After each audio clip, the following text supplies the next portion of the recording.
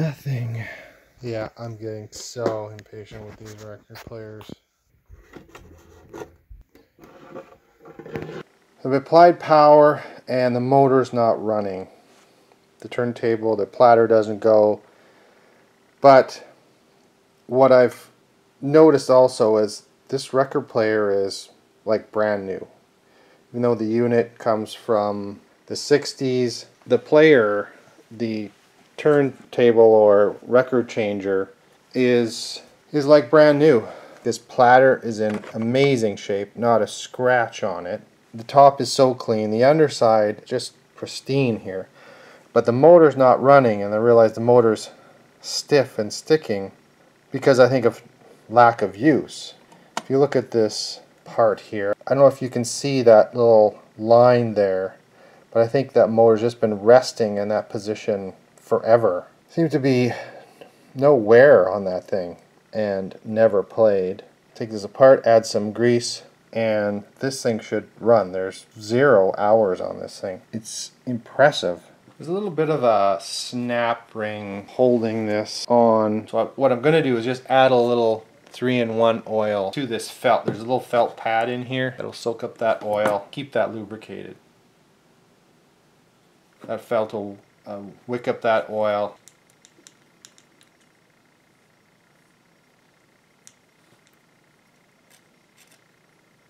Oh yeah, it's better now. Oh yeah. Just let go.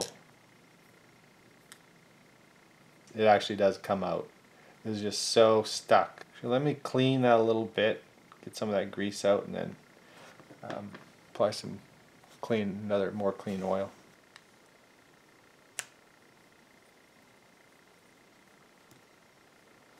Much better. Okay, on the other end of this motor, also this wicked felt and a washer. Well, let's get that washer out of there. I'm just going to run this oil down this screwdriver.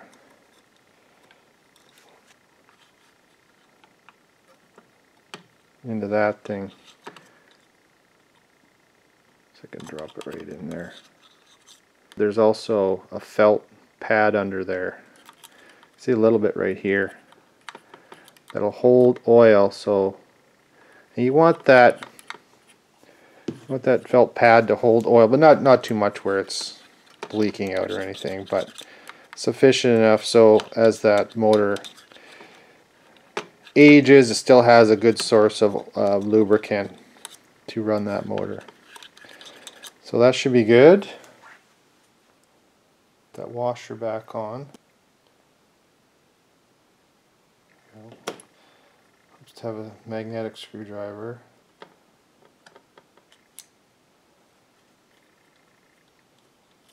Okay, I took this thing apart again. Just because it was sitting in one spot for a long time, and looks like they put some sort of lacquer on here. Put like 1000 grit sandpaper and just rolled that on there to get some of that high spot of that lacquer off. Spray it with contact cleaner.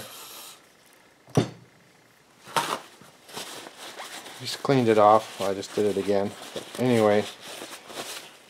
Looks like that was a sticking point on there. Not sure what that does to the motor. I don't think it does anything. But this should work now. So let's put it back together. Should work better than, I guess, the first test in the factory. But it hasn't ran since then, looks like. Okay, we'll put these screws back in. Ground wire, and you don't want to tighten this too tight. I mean, it's still got allowed to spin, right? But just barely snug. Still seems a bit sluggish. It should spin freer than that.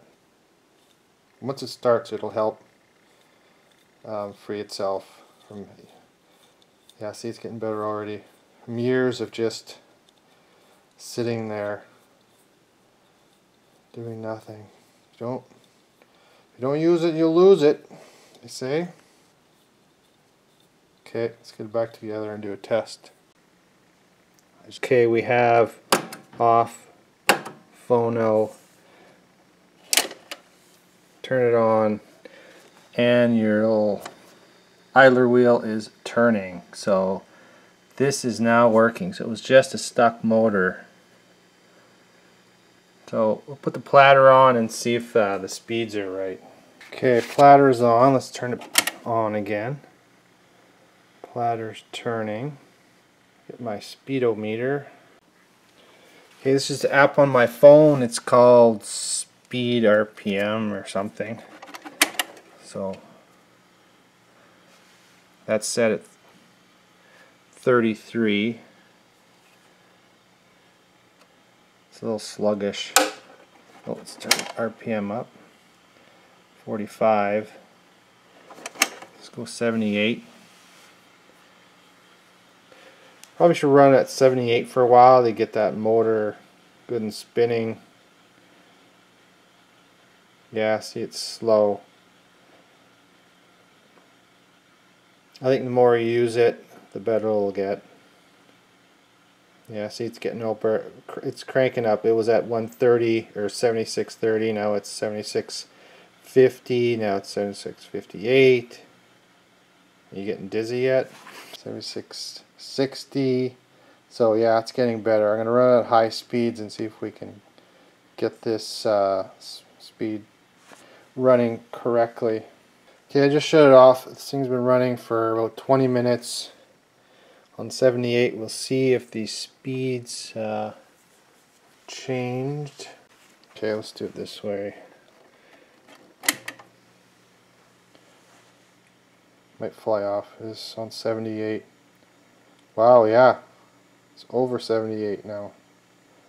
It was hovering around 76, so we go to 45.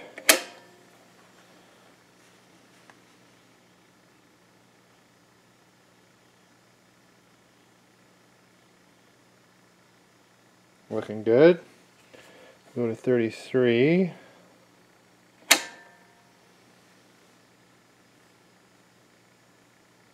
It's a little fast. Not sure if this makes a difference. Definitely. Maybe it's made for that format, like that positioning. And we have a 16 speed here. I don't know if any records. I've never seen a record 16. I have the second player I've seen that goes down to 16. And that seems accurate. So this thing is fixed as far as the platter speed. The needle is missing. It's just a wire hanging down. I'll have to make my inquiries for a needle. But so far, so good. I like this unit. I like the look of it. Great looking control section here. And sun is ridiculous.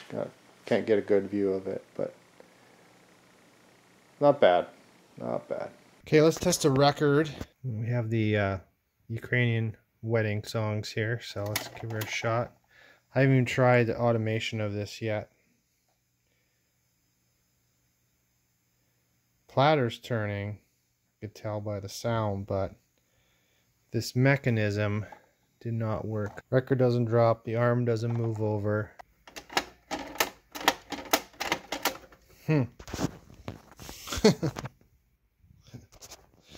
Yeah, I'm getting so impatient with these record players.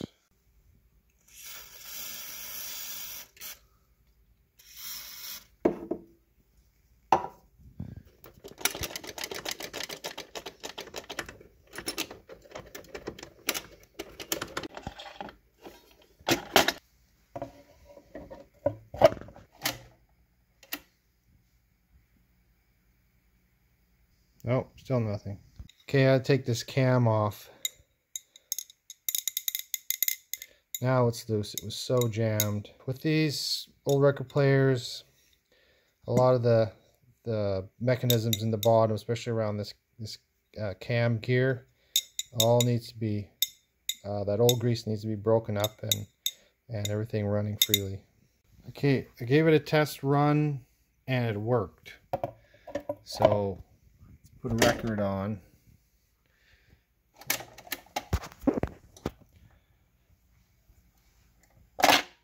Whoa, drops. Tone arm goes over. I won't let it hit the record. Wow. It's still running. The sun is maddening here. I'm going to move the tone arm to the middle. It should pick up. Picks up. Goes to the rest position. Shuts off. Excellent. Okay. Again, needle. Acquire a needle for this thing. It's a Garrard 2025 TC. So I'll go on, what is it? Mr. Needles or something like that and see if I can get one.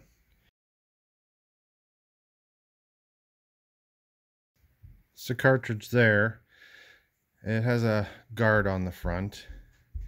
It has 4 pins. 2 made up to this harness on the tone arm. Will it properly made up? I don't know. There is a screw in here, which is, I'm going to take that out and see if I can get this cartridge in, because this cartridge doesn't seem to fit in. There is a hole on top of this cartridge, so hopefully that's where that screw goes, and this remnants left here is from the past cartridge. So let me take that off.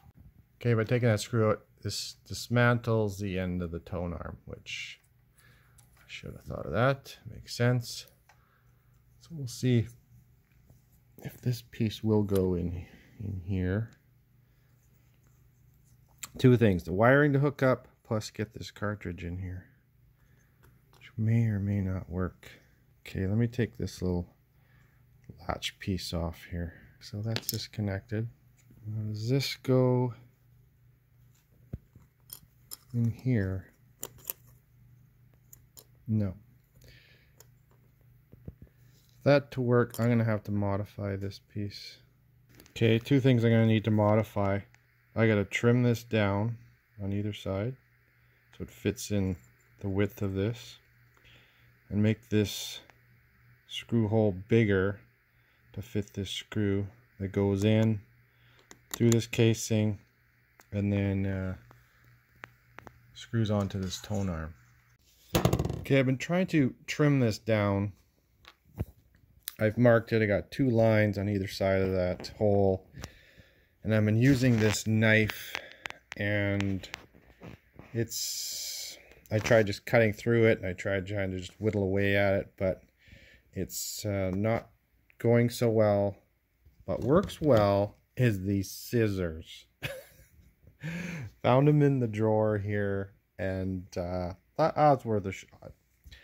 Couldn't believe it. This plastic is strong enough but flexible enough to be cut with these scissors.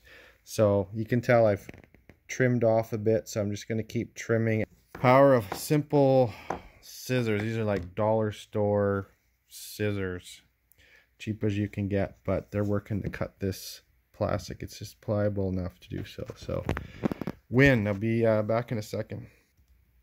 Doing a little bit at a time, but it's cutting this plastic. Okay, so let's trim down. Let's see if it fits. And I have not test fit this yet, so. Aha. You know what? It could be tighter. It's a little loose in there. That's all right. Should work. Should be in there good. Just now to enlarge that screw hole in it. All right. Hole is put in this plastic piece. If you can see, I had to countersink it. It's because the original piece is a thin piece of metal that was clipped on here, so the screw isn't long enough to pass through here, as well as this plastic end piece and get into the metal tone arm. Got that together. So see how it's set in there now. And we have a little bit of threads showing, so we could screw into that tone arm. So that fits on there. We'll just tighten that up. Okay, that worked. That is now secure to the tone arm. Now we'll go on to the wiring.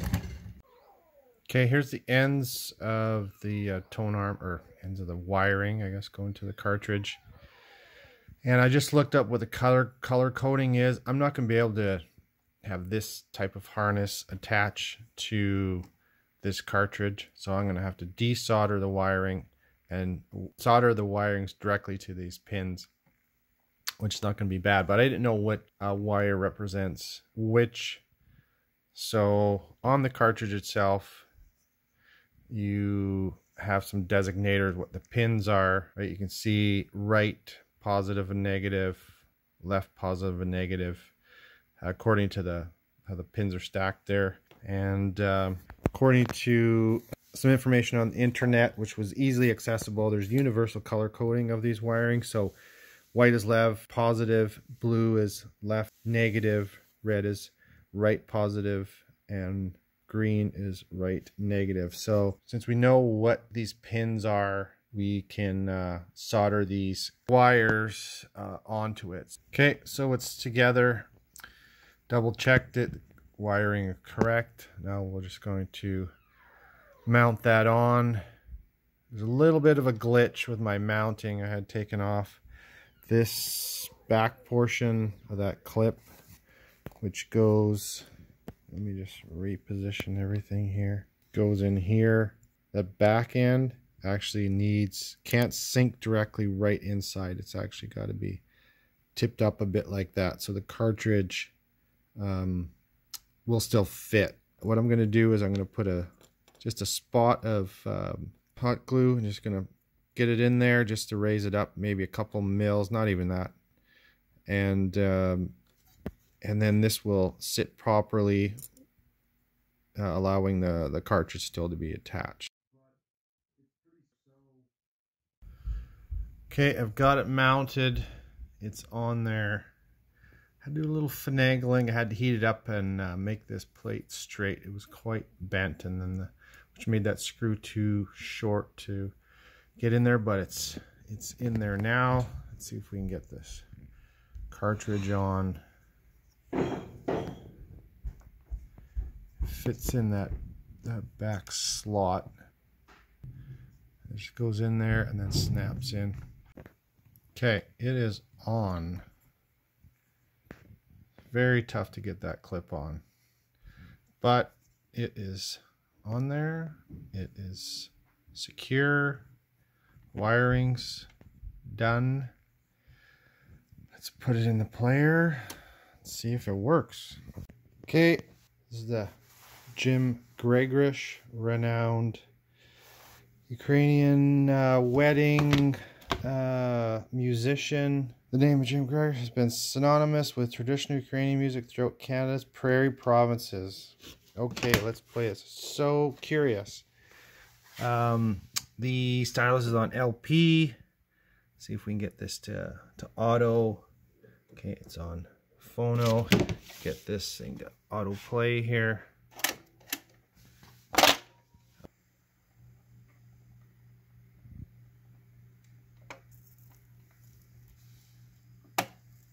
Okay, ooh, we have crackling. There we go. Oh yeah, playing the fiddle. Fantastic. Kind of traditional Canadian prairie wedding dance party type of music. Band, a fiddler up there entertaining everyone. Maybe just to me.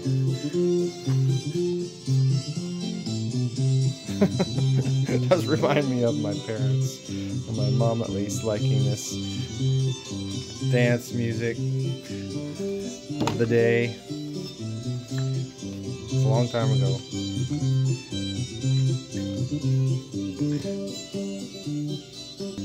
Okay, that is working.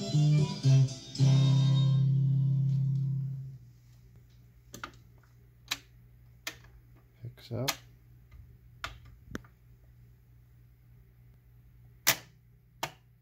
Stops. Okay. Good stuff. Oh, there's a nice polka. Quick.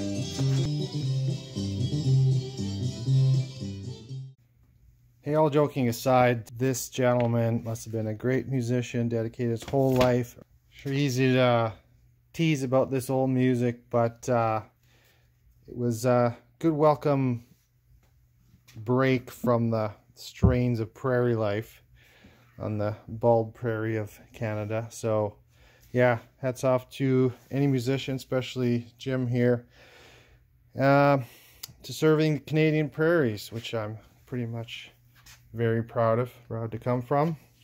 This music suits my hometown, reminds me of my hometown on the prairies. So thanks, Jim.